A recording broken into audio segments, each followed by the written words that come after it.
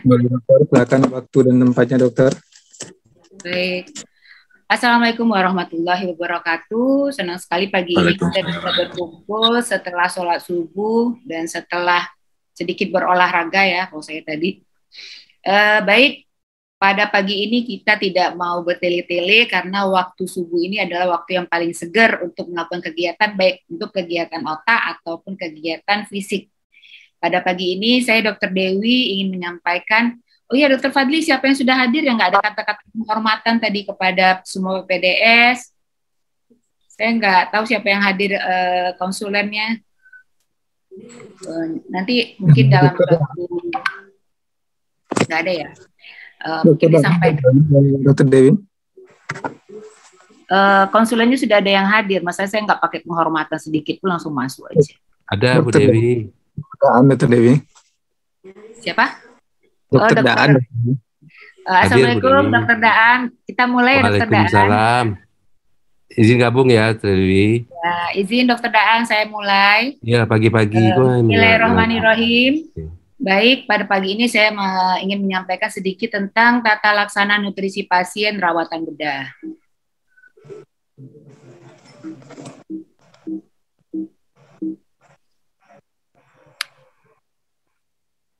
Ya, mengapa manajemen nutrisi itu perlu? Ya, karena kita menganggap selama ini cuma makan doang, nggak ngaruh apa-apa. Ternyata dari beberapa penelitian juga mengatakan bahwa berkurangnya massa lemak dan kematian atau kekurangan dari nitrogen itu bisa menyebabkan gangguan pada pasien-pasien yang kita rawat.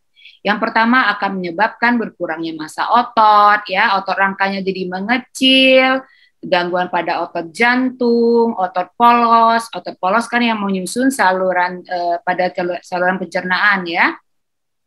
Lalu berkurangnya protein visceral, jadi ujuk-ujuk nanti pasien kenapa terjadi hipoalbumin. Lalu berkurangnya imunitas ditandai adanya gangguan pada limfosit, polimorfonuklir, ya PMN, dan terlihat peningkatan pada acute fase protein. Dan yang paling sering pada bedah apa? Penyembuhan luka yang lebih lama atau lambat. Malahan kadang-kadang sudah terjadi fistel. Ya, Dr. Fadli mungkin sering ya, pasien-pasiennya jahitannya diperkirakan sembuh mungkin dalam 2 minggu, sudah bisa upfitting, ternyata kok penyembuhannya tidak bagus. Itu ternyata disebabkan salah satunya adalah manajemen nutrisinya tidak adekuat. Lalu ujung-ujungnya bisa nanti terjadi gagal organ.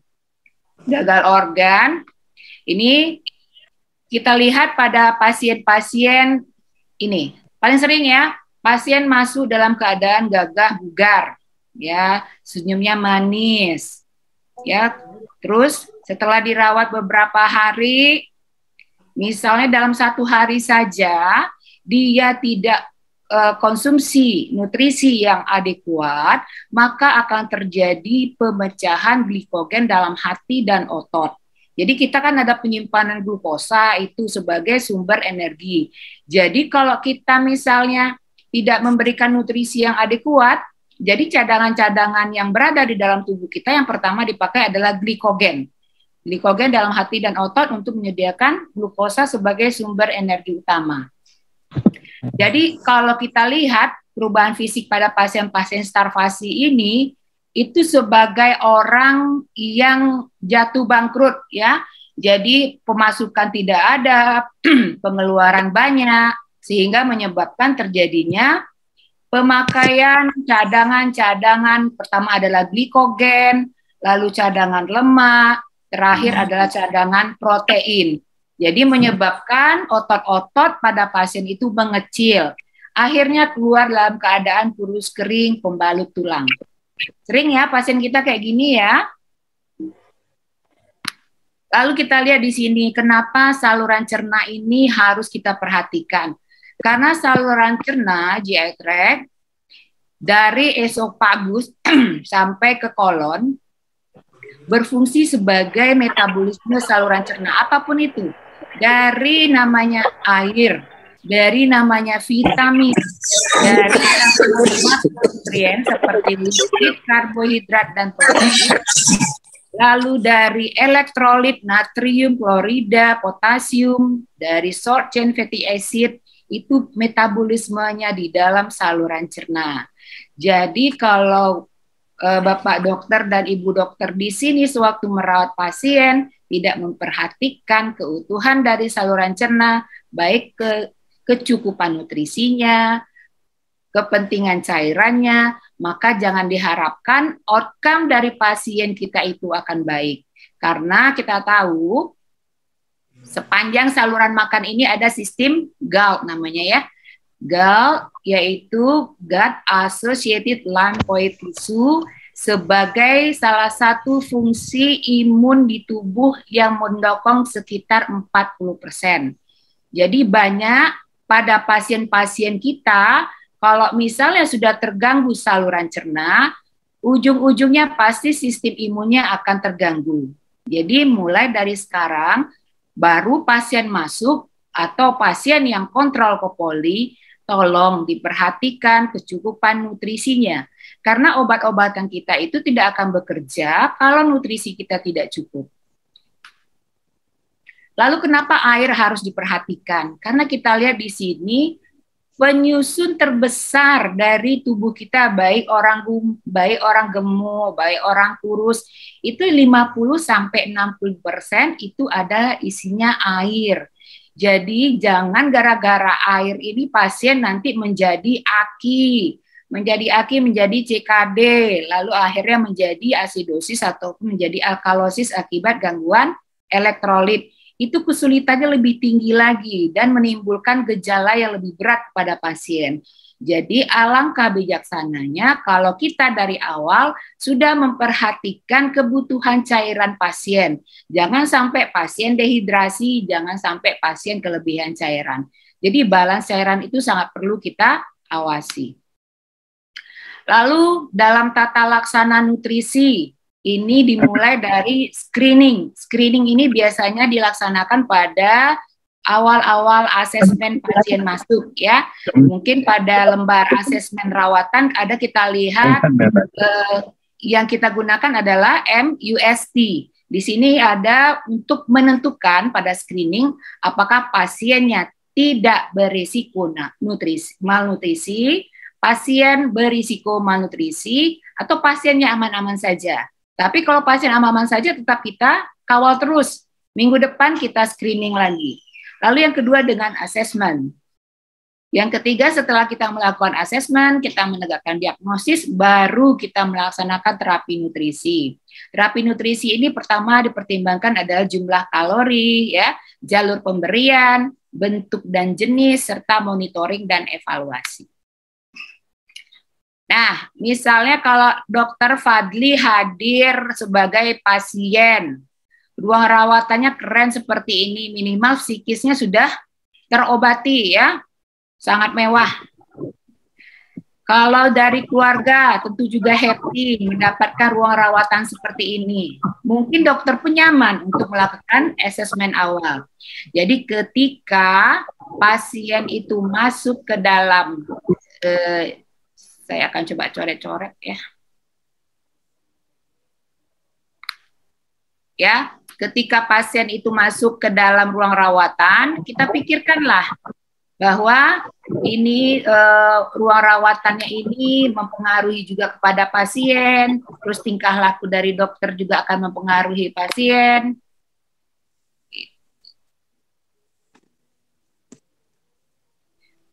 Dan ingat, dalam waktu 24 jam itu sudah dilaksanakan asesmen awal ya. Jadi Dokter Fadli dan teman-teman jangan ada lagi asesmen awal itu tidak terisi, karena asesmen awal itu menentukan langkah berikutnya apa yang harus dilakukan kepada pasien tersebut. Ya, sejak hari ini besok tidak ada lagi asesmen awal, PPDS bedah tidak diisi dengan lengkap, terutama di asuhan, rencana asuhan, ya, terus rencana terapi itu harus diisi lengkap dengan nutrisi. Pasiennya mau dikasih makan apa? Jangan nampak di situ cuma IVFD NaCl 0,9% atau koreksi NaCl 3%. Memang pasien cuma dikasih cairan saja, apa mereka tidak makan? Tolong diperhatikan di asesmen awal. Lalu saya ingin diskusi sedikit daripada ngantuk. Kira-kira siapa yang bisa ngasih diskusi kita pada pagi ini? Mungkin kok tidak nampak ya yang chief-chiefnya? Tidak jadi ditulis ya, Pak Dr. Fadli? Nggak bisa dirubah, dokter. Udah dicoba, nggak bisa dirubah. Karena pakai gitu. HP mungkin kebanyakan, dokter. Kenapa ya? Baik, mungkin dari, saya nggak tahu nanti, siapa tahu konsulen yang saya panggil. Dokter Ahsan, kalau misal Dokter Ahsan jadi pasien nih, lingkungannya kayak gini, minimal apa? Saya nggak harus on cam tapi dengar suara ya. Gimana perasaan Dokter Ahsan nih? Antara satu bed dengan bed yang lain tuh bisa saling menjangkau, ya. Terus kondisinya pakai kipas angin. Bagaimana menurut Dokter Ahsan nih sebagai pasien? Apa yang diharapkan? Ya, Dokter Ahsan.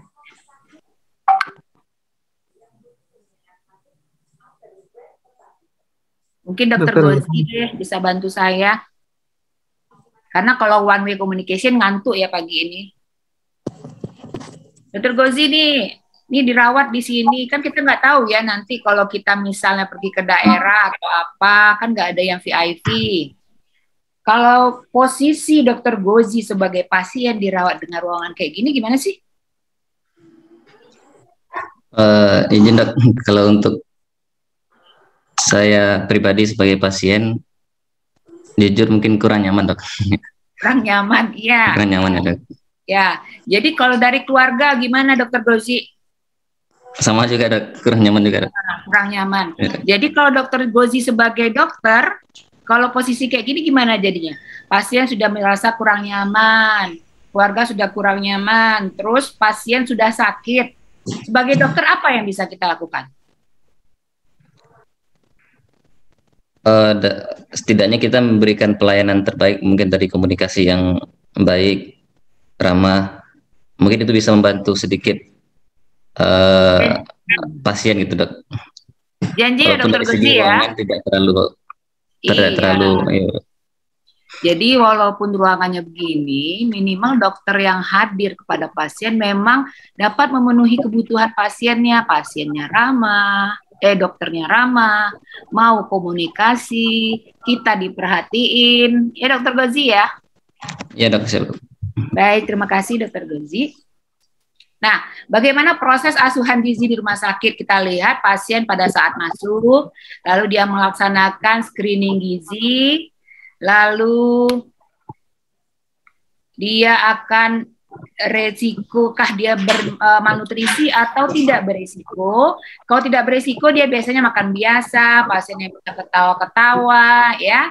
Lalu biasanya kita berikan diet normal standar. Tetapi tetap kita awasi dan evaluasi selama dirawatan. Sedangkan kalau pada pasien screening gizi berisiko malnutrisi atau sudah malnutrisi, barulah kita lakukan pengkajian gizinya, kita diagnosis, lalu kita monitoring dan evaluasi gizi. Mungkin kalau ada yang iseng ya bisa lihat ini tool yang kita pakai untuk men-screening pasien yang dirawat di Rumah Sakit M. Jamil ya. Di sini ada apakah ada penurunan berat badan dalam 6 bulan terakhir? Apakah misalnya pasiennya nggak pernah nimbang, kita tanya lagi, bajunya terasa longgar atau tidak? Lalu apakah ada penurunan berat badan 1-5 kilo dalam 6 bulan terakhir itu? Lalu apakah asupan makannya berkurang karena tidak nafsu makan? Ini biasanya akan mengkotak-kotakkan pasien, oh pasien ini ternyata sudah malnutrisi apabila dia lebih dari 3 atau berisiko malnutrisi kalau lebih dari 2. Apa sih tujuan screening gizi? Yaitu kita bisa mengelompokkan pasien yang tidak berisiko malnutrisi, pasien berisiko malnutrisi, atau pasien sudah dalam keadaan malnutrisi. Biasanya kalau saya lihat pasien-pasien digestif, onkologi, ya, itu biasa pasiennya sudah malnutrisi. Tetapi kalau misalnya kita lihat saya link absen nggak perlu isi ya. Terus nanti kalau pasien-pasien biasanya yang masih cakep-cakep masuk, saya lihat rata-rata kayak pasien bedah apa ya, Adli? Bedah vaskuler ya, ortoped ya, rata-rata itu pasiennya baru berisiko malnutrisi. Jangan sampai karena rawatan kita pasiennya menjadi malnutrisi ya. Lalu kita lihat dukungan gizi. Dukungan gizi. Jadi dukungan gizi sini kita lihat. Kita di sini saya harapkan PPDS yang hadir suatu memfollow up pasien, agak ringankanlah mulutnya untuk menanyakan makan Bapak ada atau tidak, makan Ibu habis atau tidak. Kalau habis berapa banyak? Karena jangan sampai pasien udah kurus kering baru kita kalang pasien untuk mencukupi nutrisi. Jangan sampai pasien sudah fistal baru kita heboh bagaimana asupan yang adekuat untuk nutrisi. Jangan sampai pasien sudah wound dehiscent, baru kita mikirkan, waduh ini kekurangan nutrisi. Jadi sebelum pasien itu jatuh ke kondisi yang asupannya kecil dari 60%, kita sudah memberikan oral nutritional supplement atau ONS. Biasanya kita support dengan makanan cair atau makanan formula rumah sakit dalam bentuk cair. Jadi kalau pasien itu cuma habis makannya cuma 3/4, itu kita sudah harus intervensi. Jangan sampai pasien itu tidak tercukupi lagi nutrisinya, karena itu akan lebih memberatkan kondisi pasien dan outcome-nya juga lebih jelek. Misalnya sering-sering kita dengar, pasiennya masih sadar, dok kok dipasangin NGT. Jadi tolong dirubah mindset kita. Jangan ditunggu pasien tidak sadar, baru kita pasang NGT. Ya, kalau asupan pasien itu sudah kecil dari 60%, artinya setiap kita visit makannya cuma habis setengah dok, kata keluarganya. Atau dia ada gangguan menelan sehingga tidak bisa makan. Kita segera untuk berpikir untuk membantu menggunakan enteral tube feeding. Biasa kita pasang dengan NGT, karena biasanya cuma sementara. Jadi tidak ada lagi pasien berpikiran pasien harus pingsan dulu, pasien tidak sadar dulu baru kita pasang NGT ya. Asupan sudah kecil dari 60% atau intake-nya jelek lebih dari 7 sampai 10 hari, itu gunakanlah NGT segera. Itu akan sangat membantu. Lalu kalau misal kita pikirkan parenteral apabila tidak adekuat juga dalam waktu 7 sampai 10 hari atau GI tract-nya tidak berfungsi, baru kita support dengan parenteral nutrisi. Nih asesmen status gizi ini dari anamnesis, dari pengukuran antropometri, dari pemeriksaan laboratorium ya. Di sini saya ingin sama-sama mengingatkan kembali bahwa untuk menentukan malnutrisi itu tidak saja dari BMI ya, dari indeks massa tubuh atau body mass index. Di sini kita menggunakan kriteria GLIM, di mana dia ada kriteria penotip, ada kriteria etiologi. Ada aja satu kriteria penotip dan satu kriteria etiologi itu menunjukkan pasien sudah malnutrisi. Misalnya, pasien sudah terjadi penurunan berat badan itu 5%, ya, atau 10% dalam waktu 6 bulan. Itu menunjukkan adanya kemungkinan malnutrisi. Atau kita lihat otot-ototnya sudah mengecil, ya, itu sudah menunjukkan adanya kondisi malnutrisi. Apalagi pasien-pasien ada tanda-tanda inflamasi, seperti penyakit-penyakit kronis, penyakit akut yang sering terjadi pada pasien-pasien bedah. Atau sering terjadi pada pasien digestif adalah penurunan daripada asupan makan atau gangguan dari absorpsi nutrisi. Itu sudah menunjukkan salah satu kriteria etiologinya. Jadi pasien sudah kemungkinan malnutrisi. Jadi pasien obes pun berat badannya misalnya 85 kilo, kalau berat badan pada awalnya adalah 100 kilo, sudah terjadi penurunan. Ya, halo? Saya tanya. terjadi penurunan berat badannya lebih dari 5%, itu sudah kita katakan sudah mempunyai kriteria fenotip. Apalagi ada kelainan-kelainan dari gangguan GI condition. Misalnya tidak muntah-muntah terus ya, lalu tidak mau makan atau diikuti penyakit-penyakit kronik atau akut. Nah, IMT biasanya kita menggunakan tabel klasifikasi nasional dengan normalnya adalah 18,5 sampai 25,0. Lalu kita masuk ke perhitungan kebutuhan ya. Perhitungan kebutuhan ada kalori.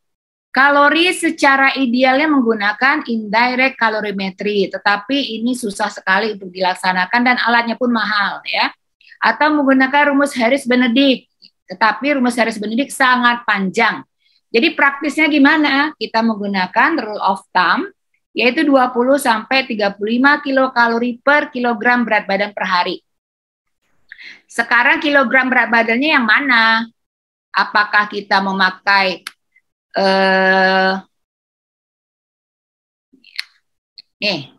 apakah kita memakai berat badan ideal? Itu digunakan pada pasien-pasien obes.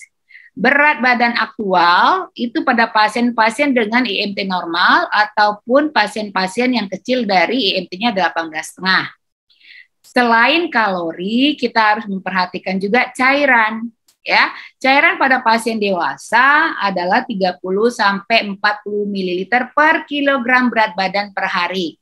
Jadi, kebutuhan cairan ini kecuali ya ada pada kondisi-kondisi tertentu, misal pada pasien dengan udem anasarka tentu kita kurangi. Atau pasien-pasien dengan anuri atau oligouri tentu tidak segini juga kita kasih.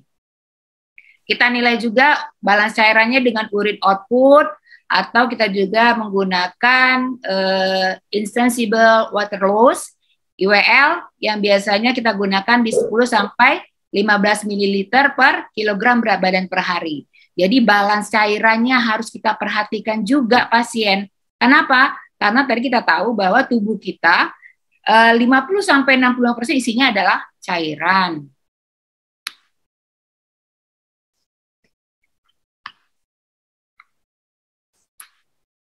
Kebutuhan cairan kalau ini kita pertimbangkan, kenapa kita harus monitor status cairan secara rutin? Karena kita misalnya ada kehilangan cairan dari urin, dari feses ya. Terutama kalau pasien-pasien yang memakai stoma ya, pasien-pasien yang memasang drain, pasien-pasien yang menggunakan ada fistel, itu tolong diperhatikan kebutuhan cairannya karena selain misalnya pada pasien-pasien fistel, pada pasien-pasien stoma, itu tidak saja cairan yang dikeluarkannya, tetapi juga elektrolitnya, lalu ada juga proteinnya. Jadi jangan sampai operasinya berhasil, pembentukan kolostomi, tetapi karena pasiennya masih terganggu asupan sehingga outputnya high output, dan kita tidak mengganti cairan yang keluar, pasiennya akan terjadi AKI. AKI nanti kalau tidak teratasi jadi CKD. Pasien cuci darah, itu kalau selamat. Kalau enggak ya meninggal. Lalu cairan ini juga akan dipengaruhi oleh adanya kenaikan suhu, ya, ada muntah, diare. Itu seringkali pada pasien-pasien yang dirawat. Jadi kebutuhan cairan itu tolong dimonitor. Kalau kita tidak bisa monitor, mungkin titip sama perawatnya. Uni, tolong ini diperhatikan cairannya. Atau sewaktu kita visit, pasien-pasien kan pakai kateter urin. Jadi tolong nanti kita lihat di urin bag-nya itu pipisnya ada berapa ya? Urin bag itu pipisnya warna apa ya? Kan bisa kita memperkirakan bahwa oh ternyata pasien ini ternyata urin outputnya sudah melebihi. Jadi balance cairannya negatif, perlu kita tambah. Atau pasien-pasien yang sudah kita berikan diuretik, atau terapi support, misalnya harus diberikan cairan koreksi sekian. Jadi kebutuhan cairan itu perlu kita pertimbangkan. Ada estimating fluid need, ini ada beberapa metode, cuma ini sekedar diketahui saja, karena kalau dipakai rumus nanti kita puyeng ya, yang praktis saja tadi. Lalu bagaimana guna pemeliharaan cairan dalam tubuh itu, fungsinya apa? kok ribut banget nih. Nggak ribut ya situ ya. Jadi peranan protein dalam tubuh, pertama jadi makronutrien itu ada protein, ada karbohidrat, ada lemak. Ini fungsi protein, ya tahu semua lah fungsi protein ya.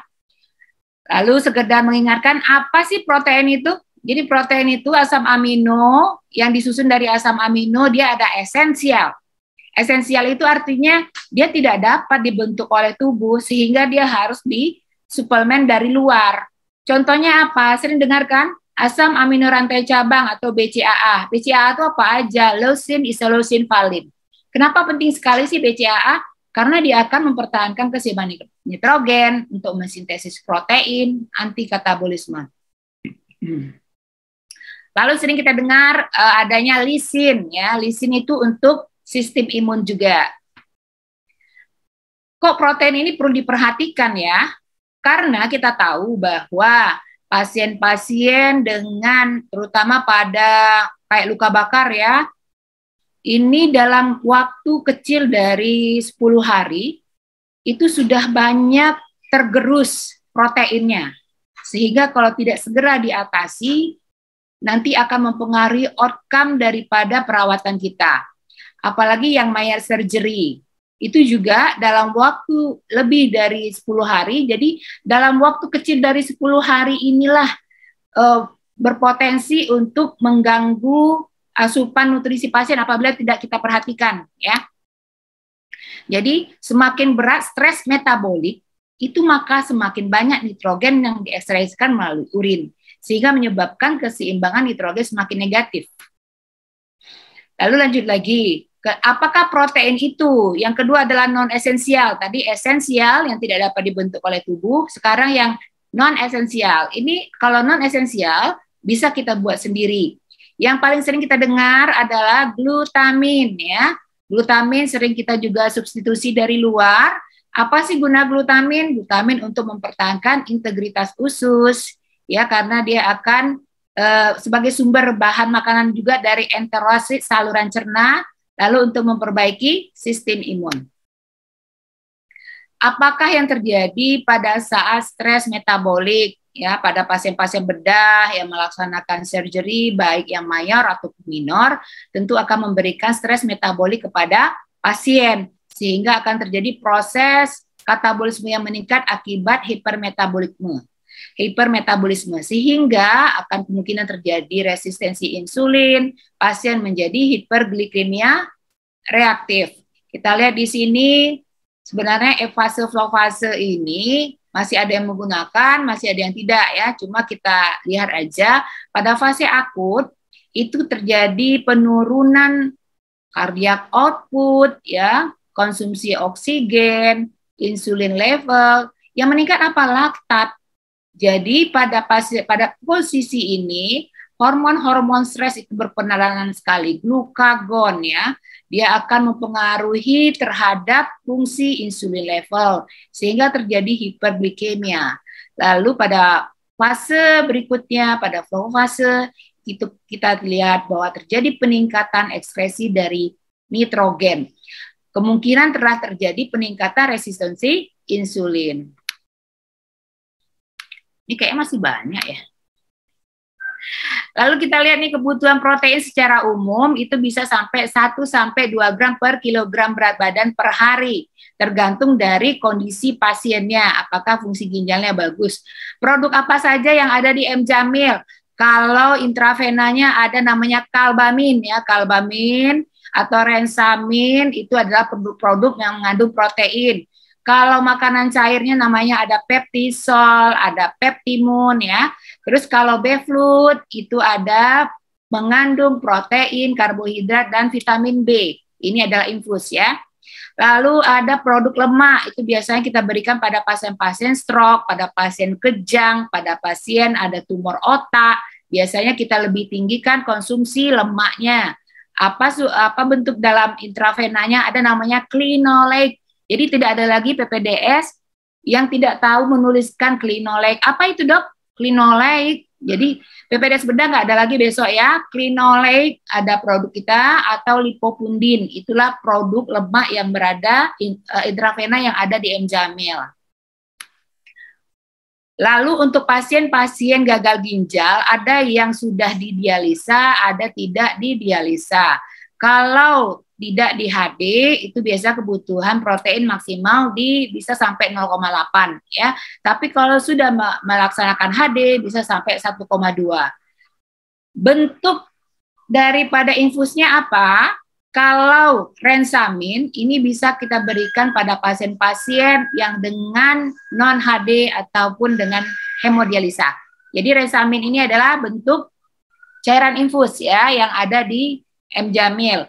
Lalu kalau bentuk makanan cairnya namanya Neprisol, kalau dia belum melaksanakan HD. Tapi kalau sudah mengalami hemodialisa, itu proteinnya bisa kita tingkatkan, bisa kita berikan dengan Neprisol D.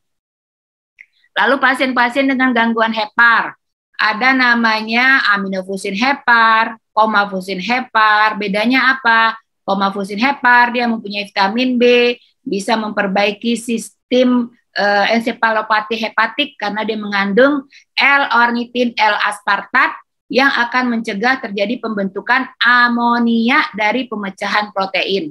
Jadi ada hepatosol, ada hepatosol-lola. Jadi lola ini apa? Lola ini bukan kayak kita nggak nyambung gitu ya. Lola itu ada L-ornitin L-aspartat yang berfungsi untuk menurunkan atau mencegah terbentuknya amonia akibat pemecahan dari protein. Baik, lalu apakah karbohidrat itu? Karbohidrat itu adalah sebagai sumber energi utama di dalam tubuh. Jadi tidak ada lagi pasien-pasien kita kekurangan karbohidrat. Karena dalam satu hari jumlah karbohidrat yang dibutuhkan adalah 50 gram agar tidak terjadi ketosis. Ketosis itu apa? Karena tidak terpenuhinya sumber karbohidrat sebagai sumber energi utama, dipecahkan lagi lemak sehingga terjadi pembentukan keton kalau dibiarkan menjadi ketosis. Lah, kalau kita lihat penyakit karbohidrat penyakit-penyakit khusus di mana kebutuhan karbohidrat ini harus diperhatikan. Yang pertama pada pasien-pasien, tentu pasien-pasien diabetes mellitus. Terus yang kedua pasien-pasien dengan gangguan nafas, apalagi yang membutuhkan ventilator, itu kita harus turunkan karbohidratnya sampai 30-40% dari total kalori sehari. Kenapa? Karena kita tahu bahwa karbohidrat itu mempunyai respiratory quotient-nya sama dengan 1. Artinya, perbandingan antara oksigen yang dibutuhkan dengan CO2 yang dihasilkan itu adalah 1. Sehingga apabila kita tingkatkan karbohidrat seperti kebutuhan normal, ujung-ujungnya akan terjadi peningkatan PCO2. Baik, lalu sampai sini ada yang ditanyakan, Dr. Fadli? Dokter. Kita lanjut aja ya. Baik. Aja dulu, Lalu selain makronutrien, kita pertimbangkan sekarang adalah jalur nutrisi. Selagi saluran cerna itu bisa digunakan, gunakanlah walaupun memakai enteral tube feeding. Jadi bisa pakai NGT, gastrostomi, ionostomi, ileostomi ya. Jadi kita assess dulu pasiennya. Apakah ada kontraindikasi terhadap enteral nutrisi? Kalau tidak, kita pergi yang ke kiri ini. Kalau dalam waktu pendek bisa menggunakan NGT ya. Lalu kita nilai lagi GI fungsinya bagus atau tidak. Kalau ada memerlukan formula khusus, misalnya pasien-pasien ada reseksi di tingkat ilium, yeyunum, karena kita tahu tadi dari diagram di atas bahwa fungsi penyerapan itu maksimal di usus halus ya, yeyunum, ilium. Lalu di kolon itu adalah fungsi untuk balans cairan dan elektrolit. Jadi kita lihat di sini, kita perhatikan GI function-nya. Apakah bisa digunakan enteral nutrisi atau tidak? Kalau tidak, misalnya pada kondisi-kondisi adanya obstruksi saluran cerna, adanya ileus, adanya peritonitis, adanya iskemik, lalu adanya muntah yang berlebihan, itu kita harus istirahatkan saluran cerna. Sedangkan sarannya tadi glukosa berapa minimal, Dokter Teguh? Kebutuhan karbohidrat kita sehari tadi supaya tidak terjadi ketosis. Wah, Dokter Teguh lagi ngantuk ya. Bisa dibantulah sama Dokter Rizky Tansa.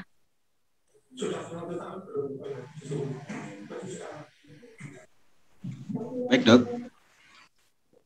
Berapa Dokter Rizky mau dikasih nih pasiennya? 60%, Dok. Glukosanya Dokter Rizky.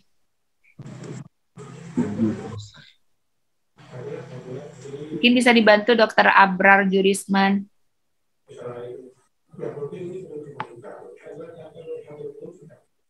Tadi berapa minimal glukosa supaya tidak terjadi ketosis?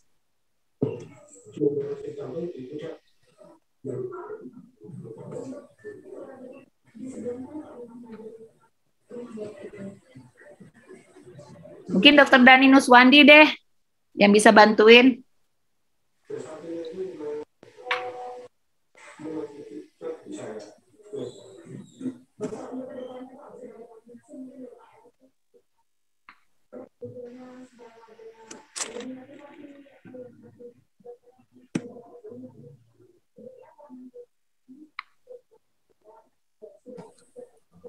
Dokter Wiko, Dokter Wiko.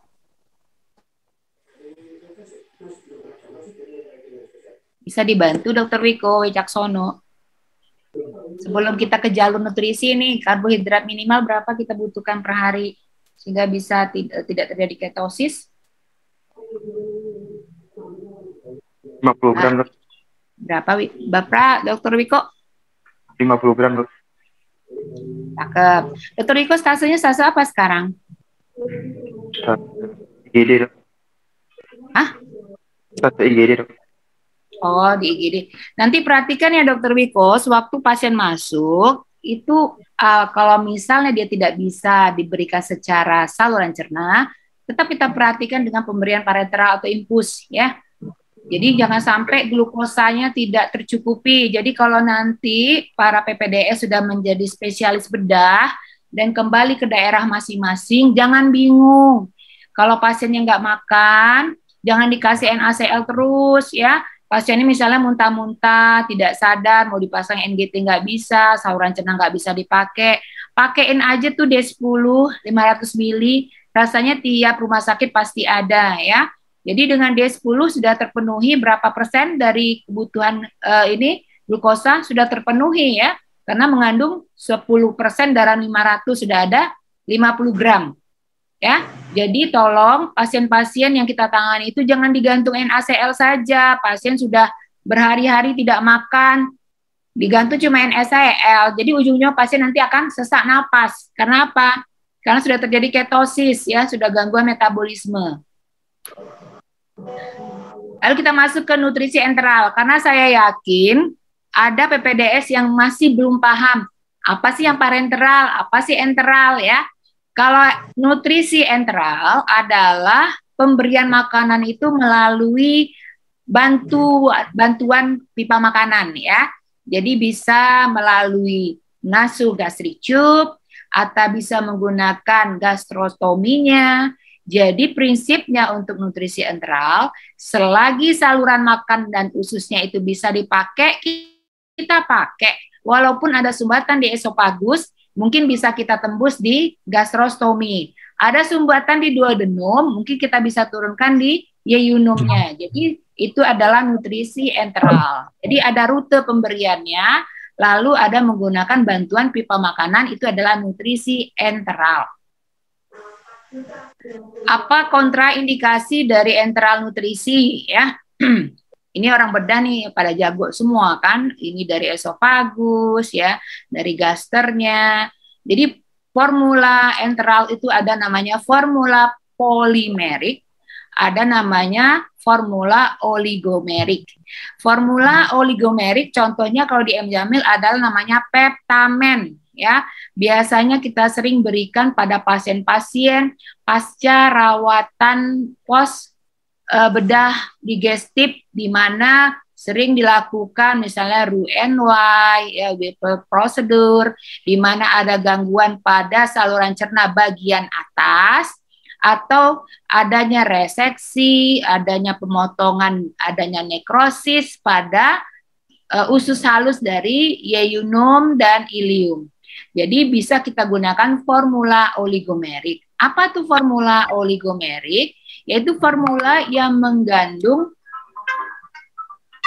sebentar ya, ada telepon penting.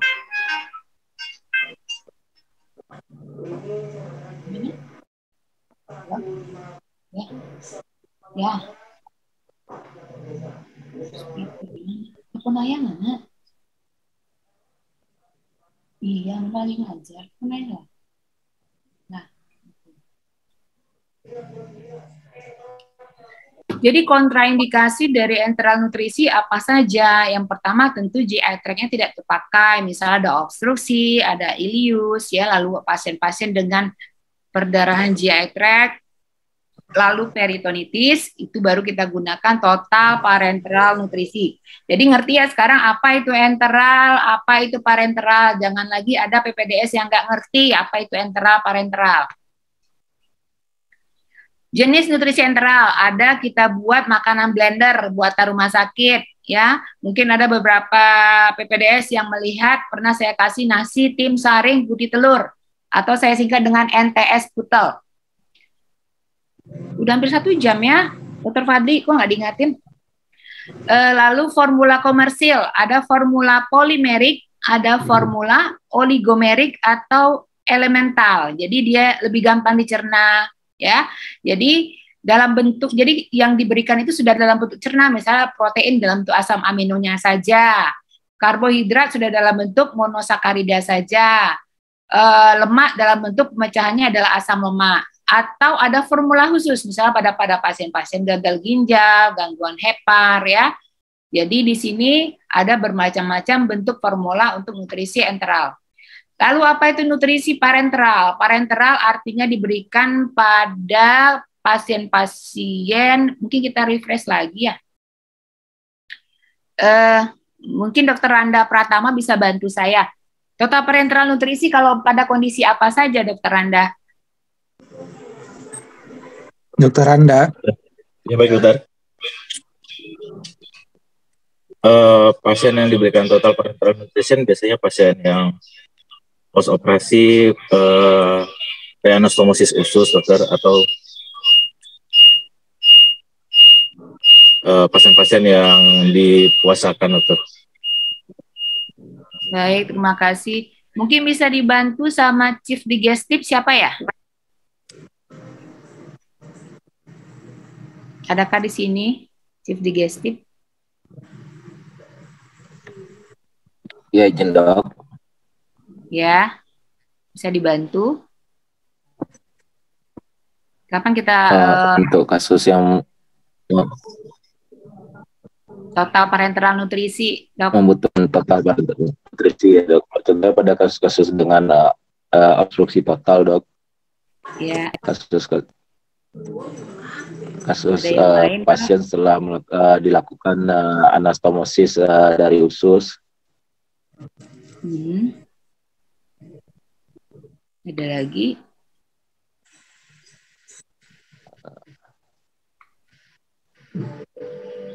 Mungkin bisa dibantu sama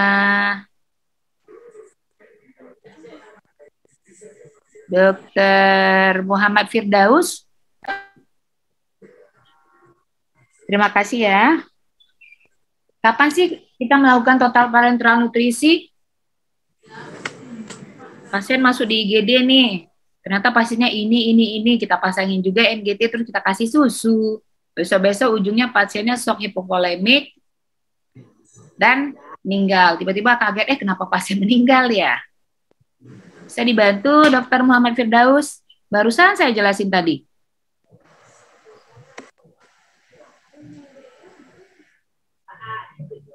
Mungkin pos jaga ya Dr. Muhammad Firdaus. Izin dok menjawab dok. Ya, siapakah ini? Leo dok. Leo. Ya. Kalau untuk indikasi parenteral yang pertama itu adanya absorpsi inadequat akibat dari short bowel syndrome. Lalu adanya gastrointestinal fistula. Lalu adanya bowel obstruksi. Lalu adanya prolonged bowel rest. Lalu adanya severe malnutrition, Dok. Jadi itu salah satu indikasi kita lakukan parenteral nutrisi, Dok. Lagi stase apa sekarang, Dok? Bedah saraf, Dok. Oh, bedah saraf. Baik, terima kasih ya. Jadi prinsipnya kalau rute parenteral atau parenteral nutrisi itu kita berikan kalau GI tract-nya itu tidak bisa digunakan pada saat itu. Seperti yang dibilang sama dokter tadi, ada obstruksi ya, adanya peradangan misalnya peritonitis, lalu adanya short bowel syndrome ya. Seperti yang saya sampaikan tadi, baru kita menggunakan parenteral nutrisi total. Jadi rute parenteral itu ada yang perifer, ada yang sentral. Jadi rata-rata kita menggunakan perifer di rawatan bedah, dan ada menggunakan sentral. Biasanya kalau pasien dari ROY ya, dari ICU post op yang pakai dari jugular venous catheter, itu biasanya sentral. Yang perlu saya ingatkan di sini bahwa kalau perifer, tidak semua infus bisa kita berikan perifer, ya. Yang infus yang mempunyai osmolaritas itu kecil dari 900. Lalu kita berikan pada pasien-pasien yang tidak retriksi cairan dan tidak ada risiko tromboflebitis. Mungkin teman sejawat di sini pernah mendengar adanya triofusin E1000 ya. TE1000 itu osmolaritasnya 1100. Jadi jangan sampai TE1000 atau triofusin 1000 itu diberikan melalui vena perifer. Lalu ada lagi preparat namanya aminofusin L600 ya. Yang dalam bentuk botol warna kuning itu mempunyai osmolaritas lebih dari 1000. Sehingga itu harus diberikan melalui vena sentral. Ya. Jadi besok nggak ada lagi saya lihat pasien-pasien dengan vena perifer tapi diberikan TE1000, diberikan aminofusin L600 karena itu adalah jalurnya melalui vena sentral. Kita lihat di sini pemberian nutrisi melalui intravena yang diberikan saat saluran cerna tidak berfungsi secara adekuat atau tidak bisa digunakan. Atau nutrisi enteral itu tidak adekuat untuk memenuhi nutrisi protein dalam waktu 3 hari. Jadi perlu disupport pakai parenteral. Nah, pada pasien-pasien dengan nutrisi parenteral tentu ada pembatasannya ya. Misalnya komponen protein itu untuk critical ill bisa sampai 2 gram per kilogram berat badan per hari. Kalau yang pasien stabil cukup di 1 gram. Ini kecepatan tetesnya, ini ada rumus-rumus tertentu. Yang penting kita ingat bahwa total energi bisa kita gunakan sampai di 30 kilokalori per kilogram berat badan per hari. Nah, mungkin besok-besok PPDS nggak bingung lagi ya jenis-jenis sediaan yang ada di M Jamil. Ada namanya monochamber. Monochamber itu cuma mengandung 1 bahan saja. Misal dia mengandung karbohidrat saja, protein saja, ataupun lemak. Kayak misalnya rensamin, kalbamin, aminofusin hepar, itu cuma mengandung protein saja. Jadi ada asam aminonya. Jadi kalau pasien-pasien dengan gangguan ginjal kita gunakan adalah rensamin. Jadi tidak ada pilihan lain. Dulu ada namanya neprosteril, lalu ada namanya dulu isprimer ya. Itu adalah preparat-preparat asam amino yang diberikan pada pasien-pasien gangguan ginjal. Lalu ada kalbamin, ya, panamin G, ya itu adalah monochamber untuk protein. Begitu juga dengan aminofusin hepar. Lalu ada preparat lemak. Preparat lemak itu ada lipopundin, ya, ivelip, linoleic. Ini cairan yang minimal jumlah cairan, tapi kalorinya tinggi. Jadi kayak lipopundin, ivelip, dan linoleic itu kan sediaan yang ada pada kita kan ada 100 mili. Jadi dalam 100 mili itu mengandung 200 kilokalori. Jadi kalau ada pasien-pasien dengan restriksi cairan, tetapi kalorinya tidak tercukupi, bisa kita tambah dengan preparat lemak. Lalu ada isinya cuma karbohidrat saja. Misalnya D5%, D10% itu mengandung dextrose. Lalu triofusin ada trimonosakarida, yaitu kayak xilitol. Lalu dia mengandung juga glukosa, itu triofusin. Ada dual chamber. Dual chamber ini contohnya B-flut ya. B-flut itu ada proteinnya, ada karbohidratnya. Sedianya yang ada pada kita ada 500 mili. Lalu Clinimic yang paling sering digunakan pada pasien-pasien bedah saya lihat, Clinimic itu 1000 ml, itu ada proteinnya, ada karbohidratnya, tetapi kalorinya cuma 400. Jadi kalau ingin kalorinya tinggi, kita tambah dengan preparat Vivelip, linoleic, atau lipopundin. Lalu ada aminofusin L600 yang kita berikan secara penaveriper. Lalu ada three chamber. Three chamber itu mengandung protein, lemak, dan karbohidrat ya. Contohnya yang kita miliki adalah Kabiven. Pasien-pasien pada happy tuh kalau dikasih Kabiven, ya istilahnya, Bu, digantungin infus yang kantongnya gadang. Jadi memang Kabiven ini gede, ukurannya 1440 mili. Itu bisa memberikan kalori 1000 kilokalori. Tetapi harus kita perhatikan kalau pasien sudah ada gangguan ginjal, misalnya kreatininnya di atas 1,8, itu hati-hati pemberian preparat protein selain yang diindikasikan. Apa indikasinya? Ada rensamin kalau di M-Jamil ya. Sedikit saya singgung, kita masih ada waktu ya, nanti kita tutup dengan diskusi, karena kalau nggak pakai diskusi kayaknya nggak nempel untuk besok, cuma angin lalu saja. Nutrisi perioperatif. Jadi perioperatif artinya pra, intra, dan post. Karena inilah akan mempengaruhi outcome operasi kita. Jadi biasanya kalau pasien-pasien yang malnutrisi berat, itu sudah harus diintervensi sejak 10 hari dia sebelum operasi. Itu kalau sudah intervensi nutrisinya, jangan dibiarin. Jangan nampak albuminnya turun, kita tambah saja albumin. Naiknya cuma sedikit, menjelang operasi turun lagi. Kenapa? Karena kita tidak memberikan nutrisi yang adekuat pada pasien. Lalu, ini masih dalam rangka salah satunya ERAS, Clearfluid itu masih bisa berikan hingga 2 jam sebelum anestesi. Jadi untuk operasi itu puasanya jangan terlalu lama. Karena terlalu lama itu akan mempengaruhi kepada hasil setelah post-op-nya, di mana pasien merasa sering ada hiperglikemik reaktif, pasien merasa tidak nyaman perutnya, ya, pasien merasa kehausan, kekeringan, malahan ada sampai batuk-batuk, ya. Jadi karena bila makan sebelum operasi itu lama kali disuruh puasa. Jadi sebenarnya dalam beberapa jurnal dan guidelines, sebelum 2 jam aja kita masih bisa berikan Clearfluid. Clearfluid ini adalah cairan bening yang bisa kita berikan, salah satunya bisa teh manis ya. Malahan 6 jam sampai 8 jam itu bisa pasien masih makan ya. Lalu makanan padat dapat dikonsumsi 6 jam sebelum anestesi. Malahan kita ada mempuasakan 8 sampai 12 jam sebelum operasi, dipuasakan pasien. Jadi mungkin bisa sama-sama nanti antara anestesi sama bedah itu juga akan berkolaborasi bagaimana pelaksanaan nutrisi praoperasi ini bisa kita laksanakan.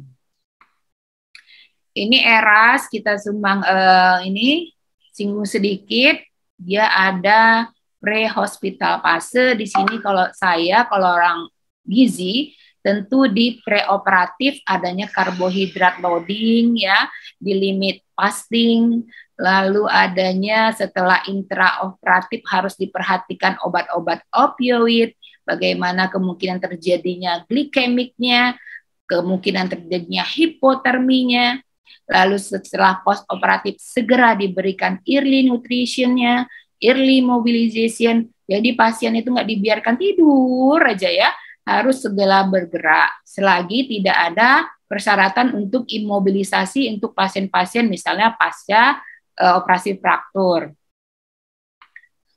Nutrisi perioperatif akan diberikan setelah operasi ya. Enteral itu diberikan bila saluran cernanya baik, dapat diberikan per oral atau tube feeding, dapat diberikan ONS. ONS apa tadi? Oral Nutrition Supplement, yaitu susu-susu itu ya. Kontraindikasinya apa tadi? Kalau adanya ileus, adanya iskemik usus, adanya shock berat, obstruksi perdarahan saluran cerna. Jadi pada pasien-pasien terutama keadaan umum, apabila MAP, ya MAP tahu bagaimana menghitungnya kan? Apabila kecil dari 65, semua nutrisi harus di stop atau zero kalori. Kenapa? Karena pada keadaan MAP kecil dari 65, yaitu 2 diastol ditambah 1 sistol dibagi 3, kecil daripada 65, menunjukkan bahwa telah terjadi ketidakcukupan yang pertama, vaskularisasinya, oksigenasinya, sehingga apabila kita berikan nutrisi pada kondisi tersebut akan memperberat kondisi pasien karena dia untuk metabolisme dasar aja dia tidak tercukupi. Sekarang kita beratkan untuk pemberian nutrisi. Jadi apa yang harus kita lakukan kalau pasien-pasien jatuh dalam keadaan misalnya shock, MAP-nya kecil dari 65, kita lihat apakah perlu kita support dengan vasokonstriktor atau perlu kita support dengan rehidrasi cairan. Jadi kita resusitasi dulu sampai MAP-nya lebih dari 65 ya. Lalu bisa diberikan parenteral berupa parsial apabila kita lihat dalam 7 hari itu tidak mungkin intake-nya cukup. Misalnya pada pasien-pasien dengan high output stoma ya, pasien-pasien dengan fistula. Itu tuh kalau kita berikan makanan secara GI tract-nya, baik enteral ataupun oral, itu akan meningkatkan output daripada cairan melalui stoma atau fistula. Sehingga mungkin kita bisa pikirkan untuk meminimalkan pemberian oral ataupun enteralnya. Atau ada indikasi TPN pada saat adanya kontraindikasi enteral. Ingat ya, ada waktu gantung infus. Waktu gantung infus misalnya yang monochamber tadi, misalnya dextrose, ya tidak lebih dari 12 jam. Ada yang kombinasi yang dual chamber, misalnya Beflut, Clinimic, itu tidak boleh lebih dari 24 jam. Dan tetap kita memperhatikan jumlah tetes sehingga pasien tidak terjadi plebitis, ya, tidak terjadi udem. Monitoring evaluasi ya, ini toleransinya. Jadi tolong teman sejawat PPDS di sini, kalau visite pasien, agak diringankanlah mulutnya menanyakan tentang kondisi sepanjang GI tract.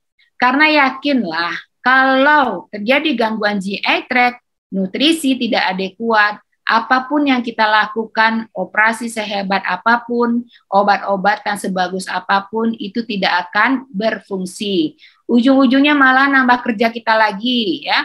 Bisa berulang-ulang operasi untuk memperbaiki yang tadi. Misalnya terjadi Wunderhisen, terbentuk fistula. Karena apa?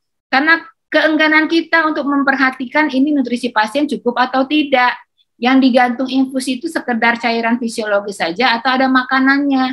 Apakah pasien itu ada muntah atau diare, ada mual, tapi kita paksakan juga makan ya. Jadi tolong itu sama-sama kita perhatikan, nanti juga kembali ke tempat masing-masing. Kalau kita ingin berhasil dan sukses untuk melaksanakan tugas kita sebagai di sini tentu dokter bedah, tolong jangan dikesampingkan visite pasien ya. Lalu yang kedua, sewaktu visite coba perhatikan asupan nutrisinya.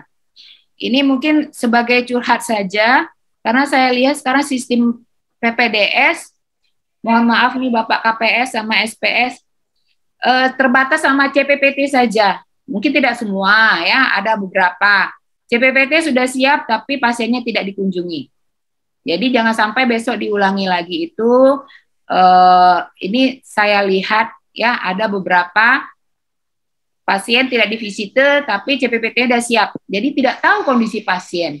Malahan ada yang sudah sampai beberapa hari tidak diganti perbannya, sudah kering perbannya itu dengan nanah udah kering ya. Bau pasiennya sudah juga aneh. Itu dia belum juga diganti perban sampai 3 sampai 5 hari. Ada kejadian. Atau pasiennya sudah herpes zoster nampak kok dari jelas, tetapi tidak ada pengobatan dari PPDS-nya karena PPDS-nya nggak visit. Jadi tidak tahu kondisi pasiennya. Jadi tolong ke depan masing-masing, kalau masuk ke ruangan, lihatlah pasiennya, tanyain pasiennya, apa kejadiannya ya. Jadi kita tidak capek saja di kamar operasi, akan memperbaiki kondisi pasien. Jadi tidak lagi kondisi pasien itu terbatas sama CPPT saja, tetapi memang kita kunjungi pasien itu.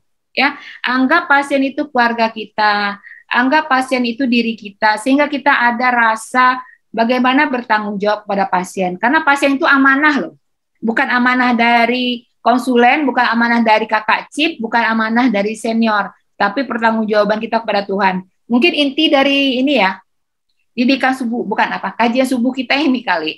Saya ingin menggugah sedikit lah terhadap para PPDS kita di sini agar lebih ditingkatkan lagi lah kepedulian kepada pasien ya. Anggap pasien itu keluarga kita. Kalau kita digituin gimana rasanya? Ya, apalagi sudah jauh-jauh dari Muko-Muko, sudah jauh dari Kerinci, dari Bangko ya. Tetapi tiba di sini perban aja nggak diganti. Makanan yang diganti cuma NaCl, padahal dia muntah-muntah terus. Jadi tolong diperhatikan. Mungkin bisa melalui saya titip juga kepada Bapak konsulen, Bapak Ibu konsulen, agar lebih diingatkan lagi PPDS-nya, karena banyak kejadiannya yang kayak gitu. Lalu pasien-pasien dengan NGT, perhatikan cairan lambung yang keluar. Ya, cairan lambung yang keluar, kalau misalnya cuma sekedar warna putih, kuning, hijau, dan jumlahnya sedikit, itu nggak apa-apa, kita teruskan saja pemberian melalui NGT. Tetapi karena sudah ada gangguan penyerapan, kita lihat mungkin dosisnya misalnya dari 150 kita turunkan dulu di 100 kilokalori. Kecuali kalau sudah terlihat perdarahan yang hebat, mungkin itu kita puasakan dulu pasiennya. Lalu kita evaluasi lah pasien itu, kemarin dia karena dikasih makan padat, nggak mau makan, sedangkan dia ada gangguan menelan. Lalu pasien-pasien dengan oral hygiene yang jelek, di mana lidahnya sudah putih-putih, kita paksa juga makan, pasti tidak mau ya. Lalu kita lihat perubahan lab. Jadi tolong kalau pasien-pasien yang dipulangkan, nilai dulu albuminnya. Jangan pasien readmisi lagi karena sudah Wunderhisen di rumah. Karena albuminnya tidak cukup, bagaimana obatnya mau kerja. Jadi tolong kembali lagi, setiap pasien-pasien yang mau dipulangkan, selain luka operasinya kita nilai, gimana kondisi dari albuminnya, HB-nya, karena itu akan mempengaruhi terhadap penyembuhan luka operasi yang sudah kita lakukan. Ini saya kutip dari presentasi Profesor Dr. Edi Raharjo, KIC. Di sini saya sangat menarik sekali, ternyata sukses terapi itu tidak saja dari satu pengobatan saja, misalnya bukan dari antibiotik saja, obat-obatan, radioterapi, operasi, apapun kegiatan kita, kalau cairan dan nutrisi itu tidak diperhatikan, ini akan tidak sukses terapi, malahan pasien akan menjadi buruk kondisinya, bisa mengalami infeksi nosokomial, bisa penyembuhan lukanya terganggu, bisa pasien gangguan ginjal, padahal gara-gara kita tidak memperhatikan kebutuhan cairan. Pasien dehidrasi, sudah kekurangan cairan, tetapi tidak kita ganti, pasien akhirnya AKI, CKD, akhirnya pasien sesak, pasien harus cuci darah. Jadi ini sebenarnya hal yang simpel yang harus kita biasakan dari dini. Tapi saya yakin PPDS Bedah di M. Jamil itu akan berusaha untuk lebih memperhatikan kondisi pasiennya. Tidak saja luka operasinya saja yang diperhatikan, tetapi kebutuhan daripada nutrisi pasien juga akan terpenuhi. Terima kasih Dr. Fadli. Mungkin di sini kita bisa menikmati jus nanti. Ini sudah saya kirimkan gambarnya, silakan dipilih mau jus apa. Mungkin Dr. Fadli, Pak KPS atau Pak SPS-nya ada atau tidak? Yang ada ketua bagian Dr. Daan. Ya, maaf Dr. Daan, ini saya ada diskusi kasus sedikit. mungkin untuk menyemangati adik-adik PPDS kita, mungkin bisa dikasih reward ya, siapa yang bisa jawab atau bagus jawabannya ya Dokter Daan. Iya Bu, ya Bu Dewi. Ya, mungkin nanti Ya, kita Dokter cari Dewi, ya. pemenangnya 1, 2, 3. Nanti pemberiannya dikit-dikit aja Dokter Daan, misalnya dibeliin kaos kaki atau apa ya. Kenang-kenangan Beko juga. diajak besok goes pagi. Goes pagi. Baik, terima kasih Dokter Daan. Jadi ini ada Jus ya, jus. saya lanjutkan Dokter Daan. Jadi ada diskusi kasus sedikit di sini. Iya. Ya, Dokter Fadli. Nanti Ya, Dokter. mungkin secara acak aja bisa kita sampaikan. Ada kita bagi 2 kelompok ya, digestif dan bedah vaskular. Jadi di sini kalau yang biru sama kuning itu kasus digestif ya. Lalu yang hijau dan merah itu bedah vaskular. Itu yang taunya sih masing-masing ya, saya nggak tahu. Jadi mungkin di sini saya sampaikan sedikit. Ini ada kasus nih. Anggap kita sudah sebagai dokter bedah. Ini yang khusus dari kalau yang digestif apa tadi Dokter Fadli? Kuning dan biru ya. Ya. Nah, jadi siapa? Dokter Fadli apa sekarang? Biru? Biru, Fadli, birunya apa? Biru ya? KPS hadir, Dokter Dewi. Ya. Dokter Assalamualaikum Dokter John. Ini saya mau minta, boleh ya sedikit ya? Waalaikumsalam. Ya, saya monitor dari tadi. Ya, Dokter John, ini saya ada diskusi kasus sedikit supaya agak semangat ada di PPDS kita untuk membahas. Nanti siapa yang jawabannya terbaik bisa dikasih reward ya, Dokter John ya. Ya terserah Bisa lah. libur ke Bali nanti kalau COVID-nya udah ini udah selesai. Jangan terlalu tinggi, Dokter John. Misalnya dibeliin apa ya? Dibeliin pena, tapi karena yang memberikan KPS tentu akan disimpan seumur hidup ya. Pena ataupun tabung minum kayak tumbler untuk olahraga boleh juga.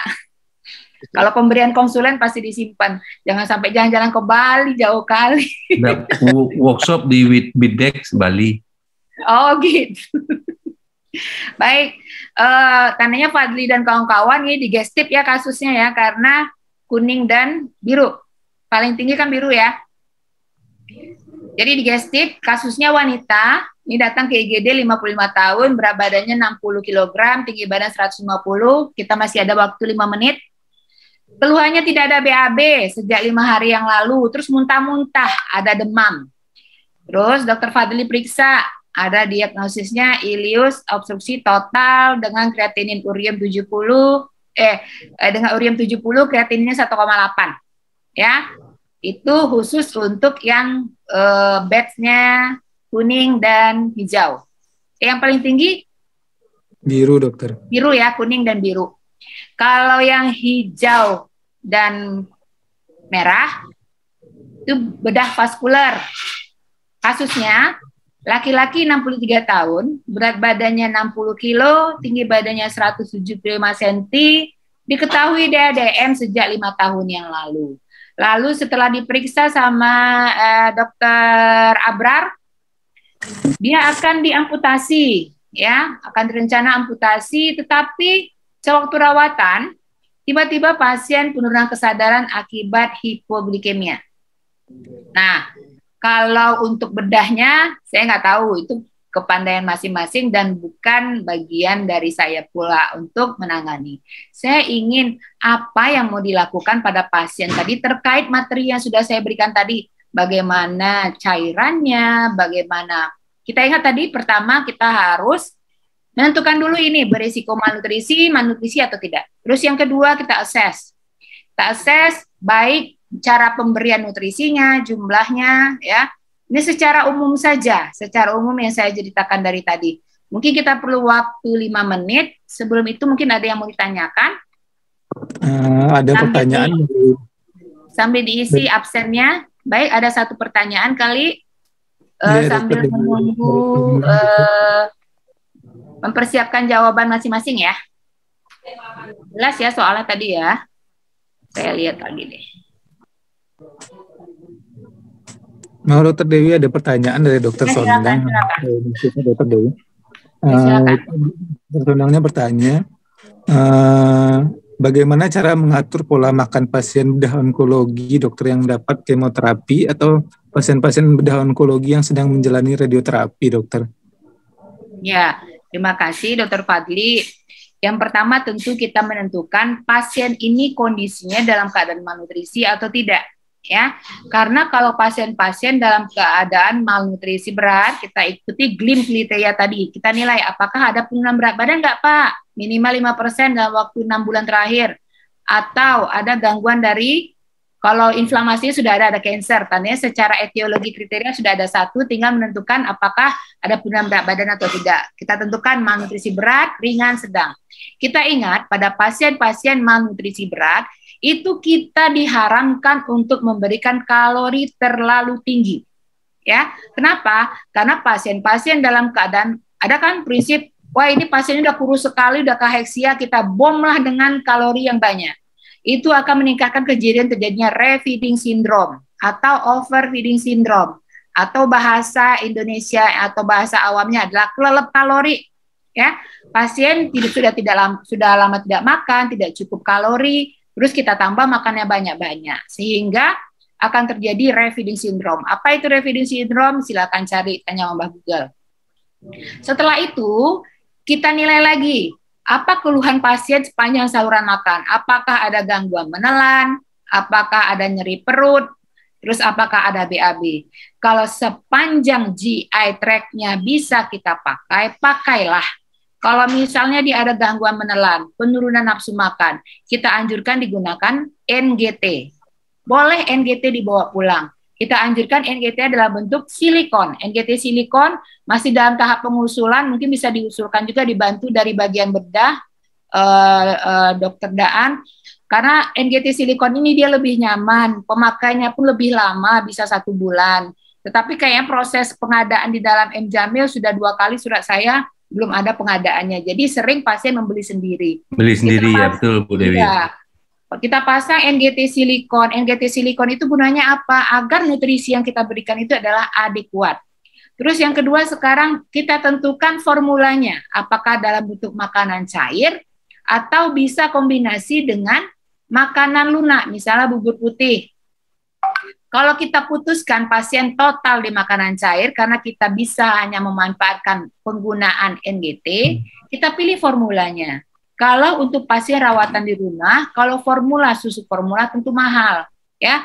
Pilihan untuk pasien-pasien cancer tentu kita berikan pasien-pasien dengan omega 3 yang tinggi, protein yang tinggi. Salah satu produknya adalah, saya nggak apa-apa ya bilang merek ya biar nggak bingung. Tulisannya adalah Nutrichan atau Nutriken. Itu adalah salah satu bentuk ONS yang berguna bagi pasien-pasien dengan cancer. Tetapi harus diingat, kalau sudah ada gangguan ginjal, kita harus ada pembatasan protein.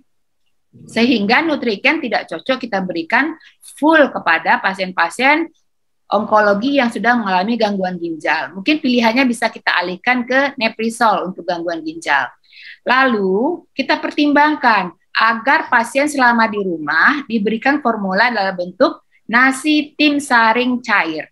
Jadi kita ajarkan pasien itu membuat makanan nasi tim saring encer, kita tambah dengan putih telur karena rata-rata pasien kemo, pasien onkologi itu kondisinya hipoalbumin berat ya.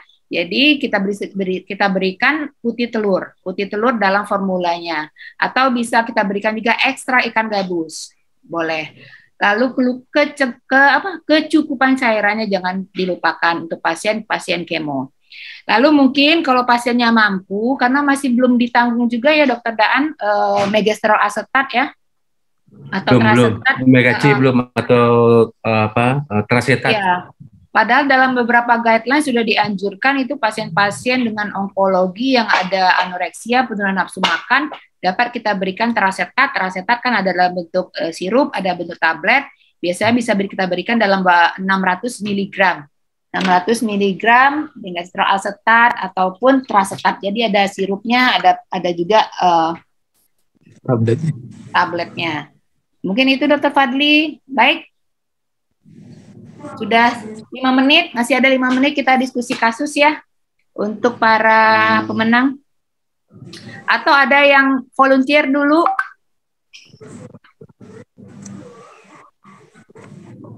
Untuk kasus pertama mungkin untuk bedah digestif. Ya, kita kan diskusi ya. Kalau bagus nanti dikasih hadiah sama KPS sama kabaknya. Iya, dokter. Siapa yang digestif? Ini ujian kan nggak ada kali mana hari. Dokter Dika mungkin? Dokter? Dika, Andika dokter. Oh ya, Dokter Andika. Dokter Andika ini badge-nya apa? Badge-nya kuning dokter. Jangan yang kuning dulu ah. Ya dokter. Takut kayaknya sih. Gini aja deh. Chief digestif yang lalu siapa? Dokter Ella, dokter. Ayo, Dokter Ella, ditolong. Yang pertama, Dokter Ella.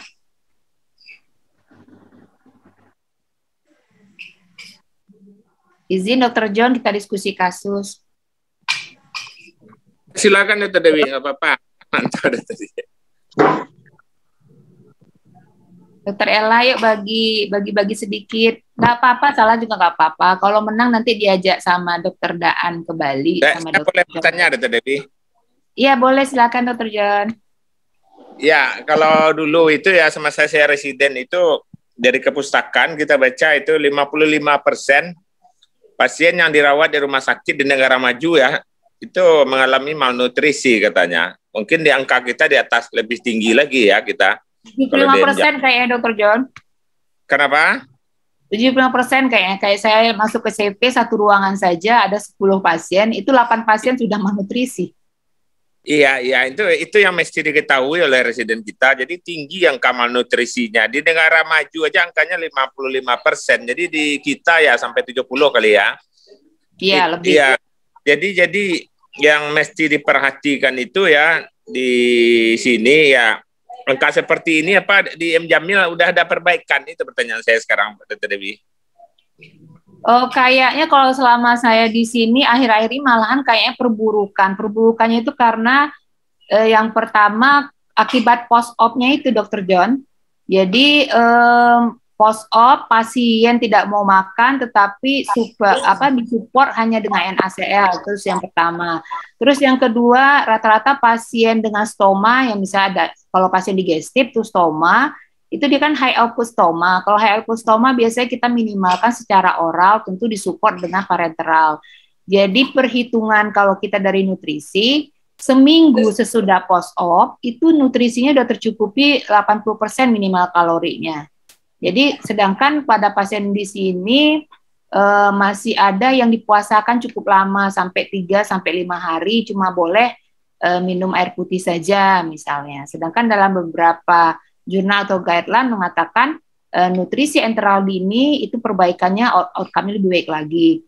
Jadi mungkin kalau Bapak KPS yang ngomong sama PPDS-nya, kamu harus menuliskan asupan pasiennya gimana. Mungkin bisa mengenjot ini Dr. John? Iya.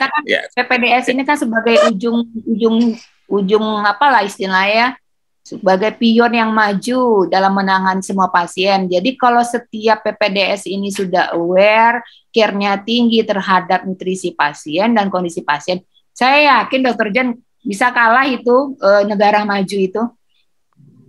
Bisa kurang kita 70%. Tetapi kalau cuma kalau cuma Dr. Dewi dan Dr. John aja yang keluar-keluar, saya yakin nggak berhasil Dr. John. Tapi kalau sudah PPDS ini yang maju, mungkin bisa disurvei nanti Dr. John, dibuat aja laporan kasus singkat, masing-masing bagian stase.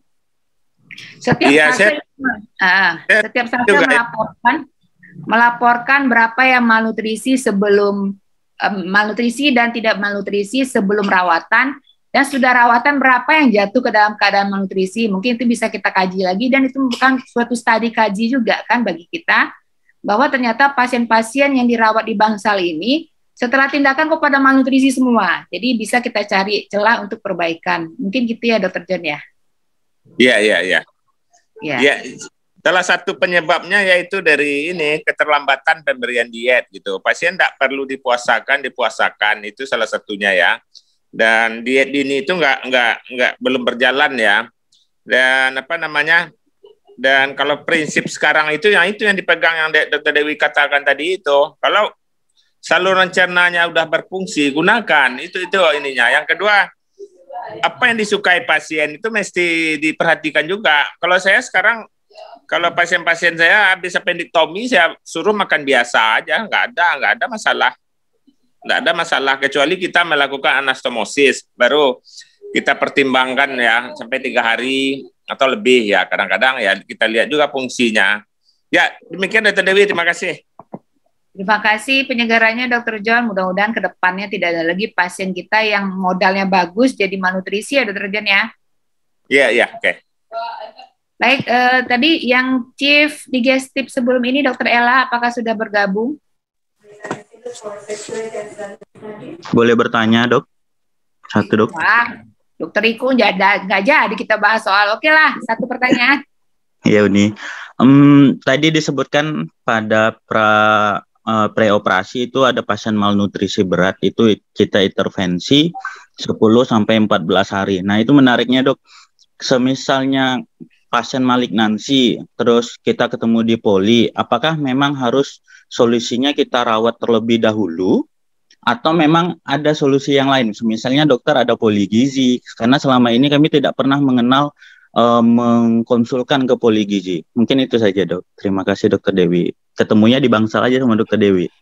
Baik, Dokter Riko.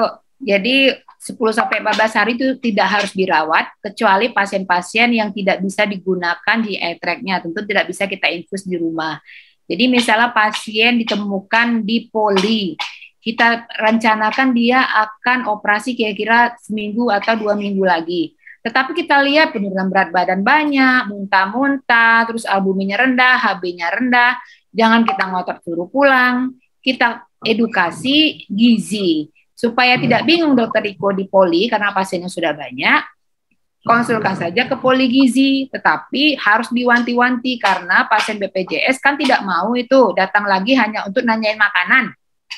Banyak kok yang ngerujuk, tapi pasiennya nggak mau datang lagi, karena disuruh datang besok hari, memperhatikan harus antrian panjang nunggu lagi, pasti nggak mau hanya untuk makanan saja. Tetapi tolong diedukasi kembali, berikan konseling penguatan. Ibu, kalau ibu nggak cukup nutrisi nanti menjelang operasi, saya nggak mau operasi. Karena saya khawatir setelah saya operasi justru akan memperburuk keadaan ibu. Karena penyembuhan luka operasinya akan terganggu kalau kondisi ibu begini. Jadi modal ibu mau operasi harus saya perbaiki. Tidak hanya dari albumin saja. Sering kita kan cuma albumin saja. Lalu dioperasi pasien. Setelah operasi drop lagi albumin, wound dehiscent, fistel, ataupun tidak penyembuhan luka. Mau eating, itunya tidak bagus ya.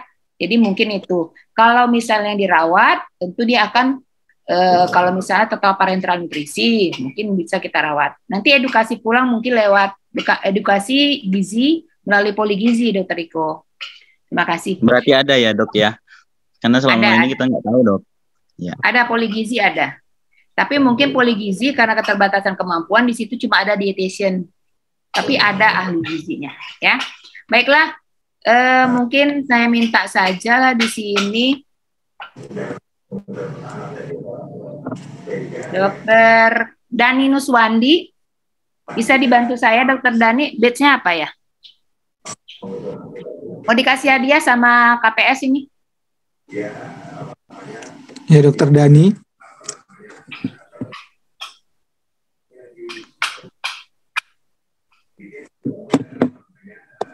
Tiduran. Baiklah, mungkin Dokter Mulfa Satria Asnel deh. Dokter Mulfa. Ini Pak KPS sama Pak Kabak mau kasih hadiah nih. Dokter Mulfa, batch-nya apa? Sudah, Dok. Hah?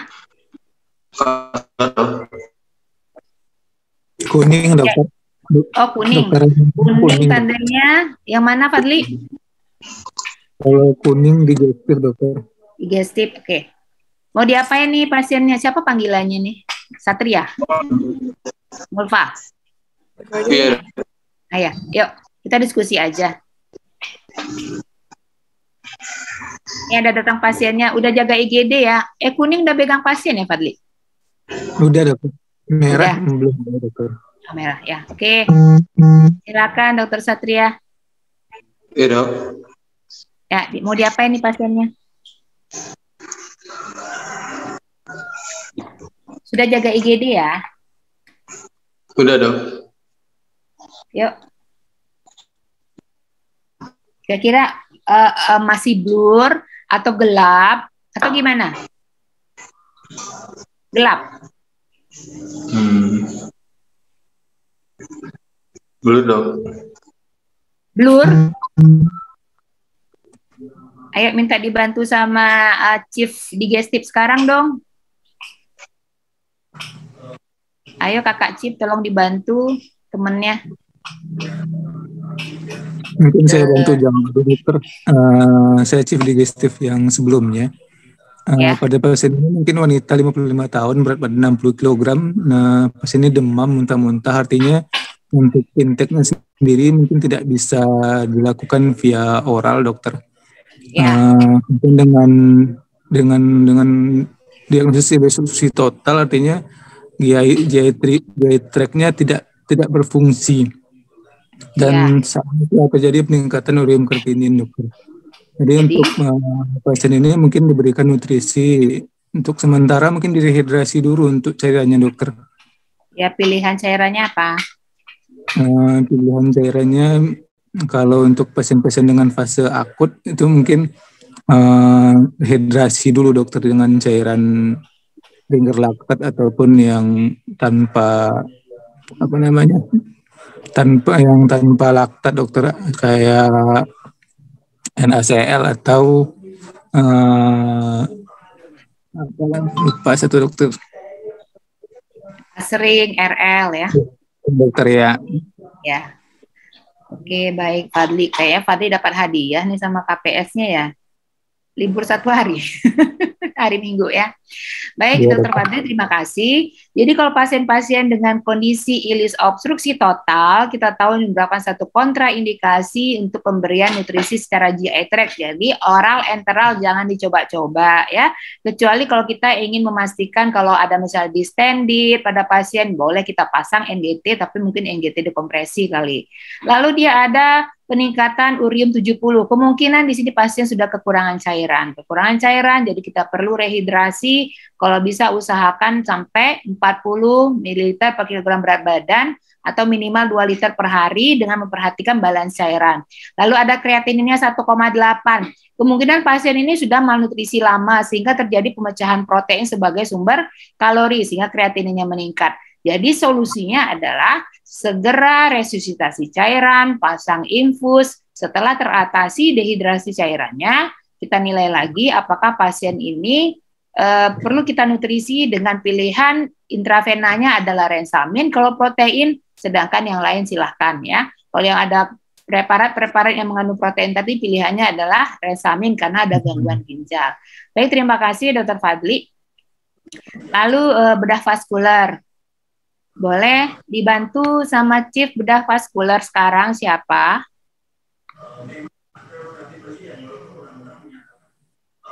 Siapa Dr. Fadli? Izin dok, saya dok, Ihsan dok. Siapa? Ihsan dok. Ya, Dokter Ihsan, silakan.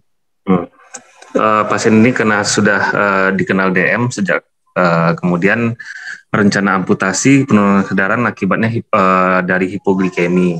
Jadi kita atasi dulu untuk keadaan akutnya, yaitu untuk mengembalikan ke keadaan hipoglikemia menjadi normoglikemi. Otomatis dia harus kita tingkatkan dengan pemberian D10%.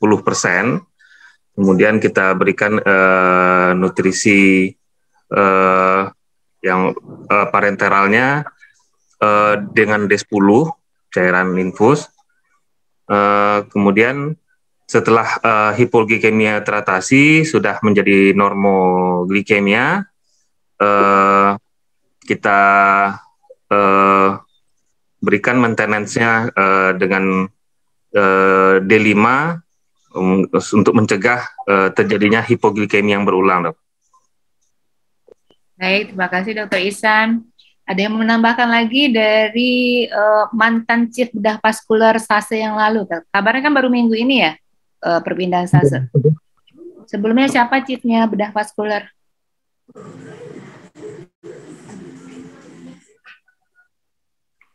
Lagi jaga kali ya, Dr. Fadli? Mungkin, Dokter. Saya batch hijau, Dok. Izin menjawab, Dok. Ya, silakan. Siapa nih? Dokter Riko. Dokter Riko.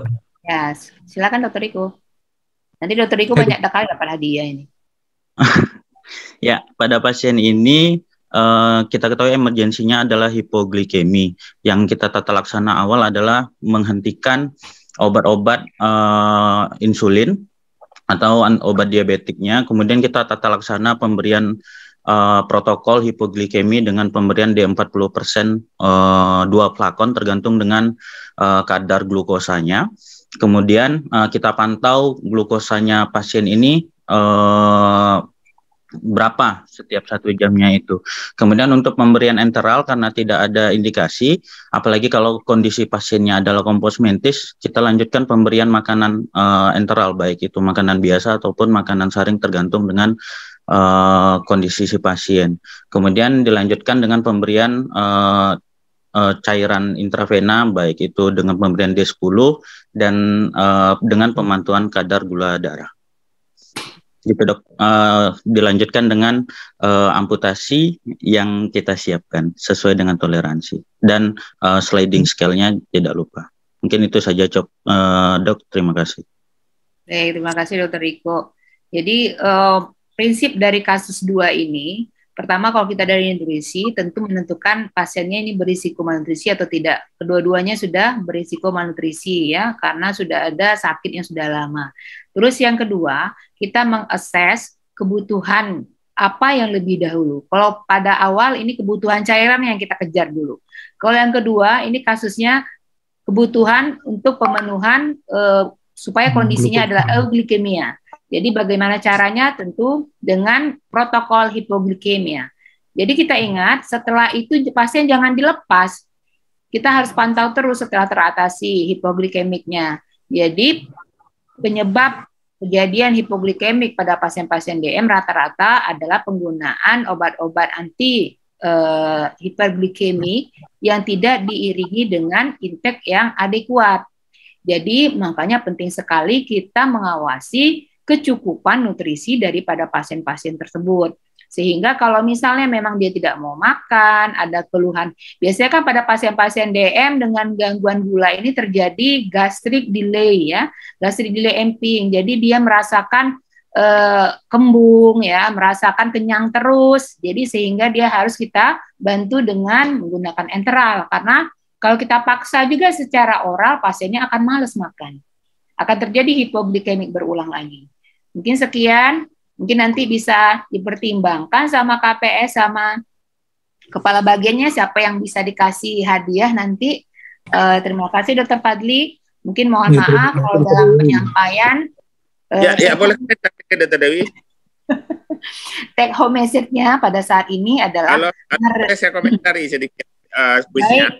Baik, Dr. John. Ya. Saya mengingatkan aja untuk para residen ya, sebenarnya udah saya berikan juga di pembekalan. Jadi kalau untuk SS pada pemberian nutrisi atau cairan parenteral, hati-hati ya, hati-hati nanti dalam konsentrasi tinggi, kemudian cairan-cairan yang iritatif ya, karena itu bisa beresiko nanti. Kalau untuk glukosa itu batas pemberian cairan perifer itu 12,5% itu batasnya. Lebih dari 12,5%, 40 itu jangan berikan perifer karena menyebabkan nanti plebitis itu ya. Kemudian untuk lipid ya, itu konsentrasinya tinggi. Itu big nut ya, itu diberikan dengan secara sentral. Itu ininya. Karena residen ya sering sama aja, enggak tahu atau kemana, enggak tahu saya. Jadi kalau udah 40% ya jalur ininya harus dirubah. Jangan diberikan perifer lagi, dipasang ini akses yang long line ya, yang langsung ke pena dalam, pena sentral. Itu mesti diingat itu ya. Karena kalau cairan diberikan perifer ya hati-hati aja nih, macet, plebitis, macam-macam, demam pastinya nanti. Kemudian bignat ya, itu sangat iritatif. Kalau mau berikan cairan-cairan seperti ini, aksesnya mesti ya wajib nih sentral, dengan perifer. Kalau kasus-kasus yang terjadi itu ya yang amputasi jarinya itu kan enggak tahu saya rasa itu ya. Bignat diberikan perifer, ya udah nekrosis nanti jari-jari anaknya. Hati-hati nanti dituntut nanti residennya atau dokternya nanti. Karena enggak tahu ya. Karena enggak tahu dengan akses pasien parenteral. Ya, terima kasih Dr. Dewi ya. Saya ingatkan aja, jangan lupa ya. Nanti dihitung lah itu ininya, konsentrasinya, gearnya semua ya. Ya, terima kasih. Terima kasih Dr. John. Karena waktu sudah jam 7.43. Korupsi mungkin 13 menit saya Fadli ya. Iya, Mohon dokter. maaf. Nah, untuk message-nya mungkin perlunya asesmen gizi sebelum pada pasien yang sebelum masuk rawatan, dokter. Mungkin untuk kedepannya menjadi perbaikan bagi kami residen bedah dan untuk kebaikan pasien. Terima kasih kepada Dr. Dewi, Dr. John, Dr. Daan. Tadi ada kelihatan Prof. Isma Arif sama trainee Dr. Ahmad Taufik dan trainee bedah onkologi. Terima kasih atas kesempatannya. Saya tutup diskusi kuliah. Baik, Dr. Fadli, sebagai arsip kita foto bersama ya. Baik, dokter. Siapa tahu Dr. Fadli nanti jadi Menkes di mana atau jadi kepala rumah sakit mana kan? Ya, terima kasih dokter. Amin. Siapa yang mau fotoin Dr. Fadli? Tolong itu di screenshot. Yuk kasih senyum yang termanis Dr. Flori.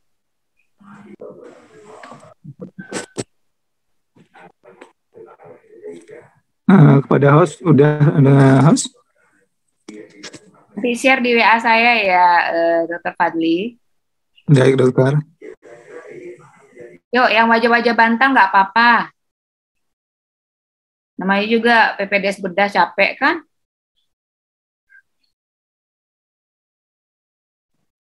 Baik, 1, 2, 3. Sekali lagi. Ya, sekali lagi ya. 1, 2, 3. Oke, terima kasih dokter. Terima kasih host, izin pamit. Mohon maaf kalau dalam penyampaian ada yang tidak berkenan. Semoga bermanfaat. Wabillahi taufiq wal hidayah. Assalamualaikum warahmatullahi wabarakatuh. Mohon izin live. Waalaikumsalam. Terima kasih Dr. Dewi. Waalaikumsalam warahmatullahi wabarakatuh. Izin di close ya dok untuk Zoom meetingnya dok.